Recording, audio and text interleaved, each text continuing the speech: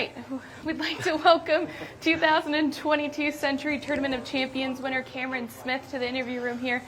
Cameron, run a past day, breaking the tour record of most strokes under par since 1950.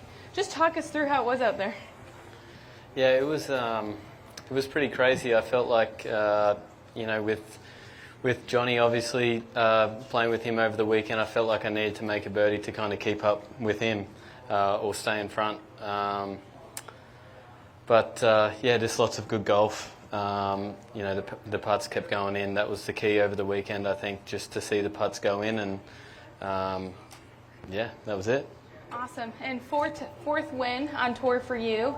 First international winner since 2010 at this event. What does winning this tournament mean to you? I mean, it's such a good event. I've been fortunate enough to be here 2 times before. I love Maui. It's such a cool place, and obviously you're competing against the best guys the year prior, and all guys that know how to win a golf tournament. So it's pretty cool to be the winner. Awesome. With that, we'll open it up to questions. There's a microphone over to the right-hand side. Rob Colias with the Maui News. Hey, Cam, we talked about Ernie the other day. I've learned since then that you were on his President's Cup team in 2019. How cool is it for you, after that experience, to break his mark that was set right here, an unbelievable tour mark? How cool is that for you? Yeah, it's pretty cool. Obviously, Ernie was one of my idols growing up. I don't really have many things to brag about to Ernie, to be honest. He's got a lot of stuff over me, but to take this one off him is pretty cool. Alan Hoshio, KHON. Hey, can you talk about just what's the pressure like knowing you have to go low to win this tournament every day, and how difficult it was to go wire to wire? Yeah, I just played really solid the whole week. Obviously, being a leader is not easy. Restless sleeps. I feel like I spent a lot of time looking at the ceiling in bed this week. But no, it was really cool. I haven't done that before. It was nice to kind of see where my game's at against some of the best players in the world. I've been working hard, and it's paid off early in the season. Ben Everill, PGTour.com.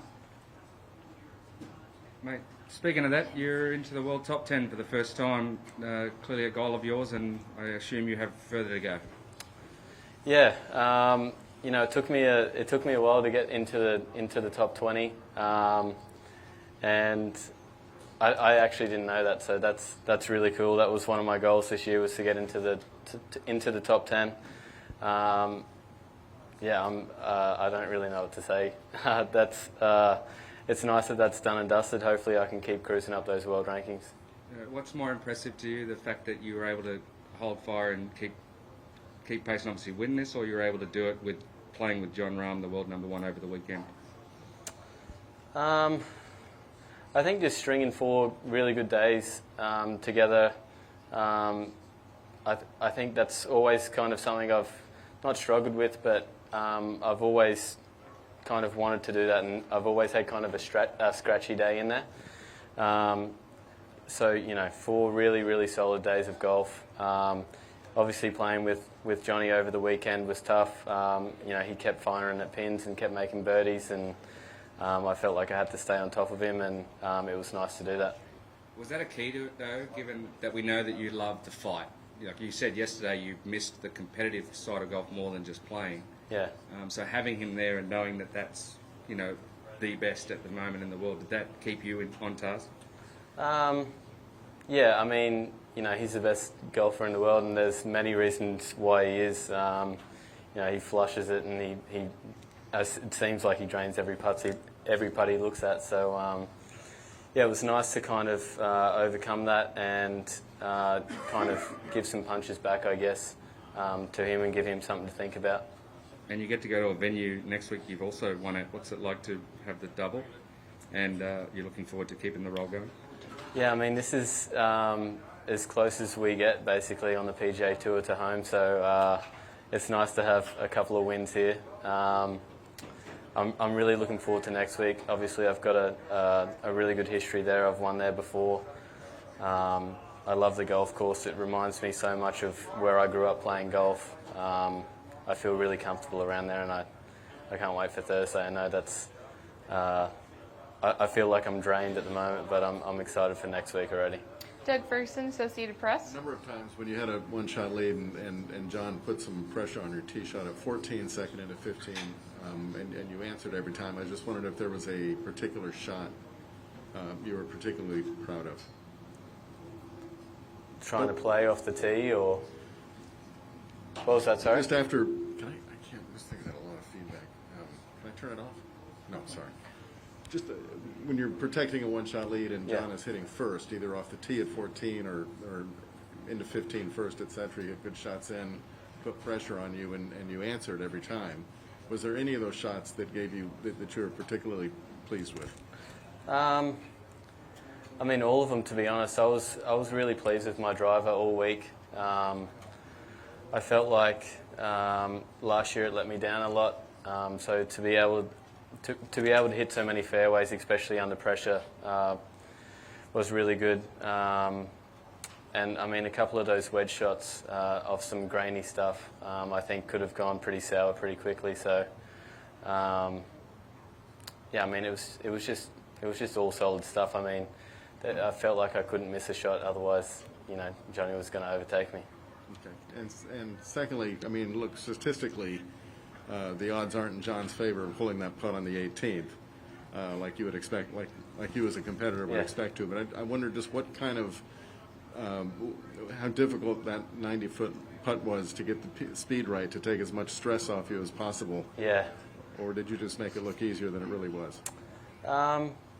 Yeah, it was a hard putt. I'd been struggling with my pace actually the whole back nine, and then to have like a 90-footer there on the 18th, and I knew I had to get it basically in and two. I mean, I was expecting Johnny to hold his. I feel like he does that every week, and I feel like he's done it to so many people before, and he came so close. But yeah, I was just focusing on what I had to do. Suzanne Kemper, We Magazine. You can go up to the microphone, please.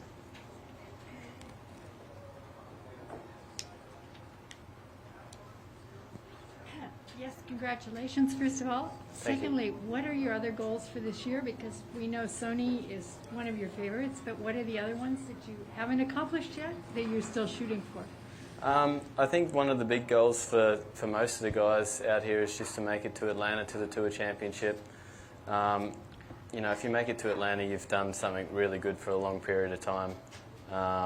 So, yeah, that one's still a goal. Like I said to Benny before, being in the top 10 was another one. It's good to tick that off so early in the year, but I guess I'll have to reassess on a few other ones.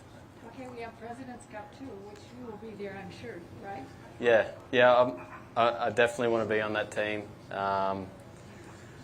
I enjoyed it. I enjoyed the tournament so much last time that I'd be devastated if I missed out, and it's been one of my goals since I've turned pro to be on the team, and I'll try and be there again. Ben Everill, PGTour.com. Mate, can you just talk to the importance of you, I guess, keeping the personality you've always had, being the everyman, if you will, for the Americans, or just the solid, true blue bloke that you've been able to maintain, and amongst obviously this elite sport? Yeah, I feel like there's no real reason to change my personality. I think my dad would whip me, to be honest, if I did. I don't know. It's just how I've been brought up. I've been brought up to be the kind of the modest guy that respects everyone, and like even today out there, Johnny was great as well. Every time we made a putt or a birdie, it was good shot made, or there was never any, I guess, hatred towards each other just because we were competing. It was, we wanted to win because we wanted to compete against, the best. yeah, so I think that's just kind of how I've been brought up, and I respect other guys' good play as well. And your look is a throwback. We know everyone loves it, but how awesome is it to have your golf continually be the story ahead of that as well? Yeah, I want people to talk about the golf. You know, it's great. People get behind it, but I'd rather them talk about my golf game for sure. Doug Ferguson, Associated Press. Cameron, even people who realize that the wind didn't blow at all this week and it was soft and it was still and it was the best conditions this course has ever seen, should they be alarmed by the fact that 3 guys finished at 32 under or better? Is there something wrong with the game when they see that? And frankly, not just this week, but if you look back to Caves Valley, what Bryson and Patrick did, and I could probably list a couple of others. Should anybody be concerned? No, I don't think so. I think that's just how golf is. You know, I feel like I have to improve every year to just keep up. The tour standard is so good now. Obviously, the course this week was a little bit soft. The greens were nice, probably the nicest they've ever been for me here. But you know, different conditions, wind, you know, firm and fast fairways and greens always seems to sort out the score. So I just think that's how golf is, and if the course is soft and receptive, that's just a part of it. And then move on to next week. Yeah. where Yeah, it's I think next probably week's going to be soft. yeah, it's going to be soft. I think they've had a lot of rain this last week, so probably another low-scoring week, I'm sure. Which is okay, as long as you got the lowest one. Yeah, that's right. Also, you mentioned your driving, which was excellent this week, but it was a struggle, and I'm just curious how much of an emphasis of improving that was in the off season, or had you started working on it long before that? Yeah, I don't typically like working on stuff through the season. I like to make subtle changes here and there, but I think just actually, you know, hitting golf balls. I spoke to my coach a lot over the off season, sent him a lot of swings, and yeah, it's just something that we kind of grinded on. My irons, I've always felt kind of comfortable with, and my wedges, and we knew that if I could finally sort out the driver, that you know, I could really have, you know, one of my best seasons yet. What exactly did you sort out beyond wanting to hit it in the middle of the club face all the time? I mean, that's hard to explain, to be honest. It really wasn't much. Probably just hitting more balls with driver, to be honest. I'm one of the. I'm not lazy. I guess I'm lazy on the range. I get through the wedges and the irons, and then I'm like, I'm ready to go home. I barely hit driver, so I made sure I stayed there for an extra 10 or 15 minutes and actually hit some balls. Thank you. Thanks. Anything else for Cameron?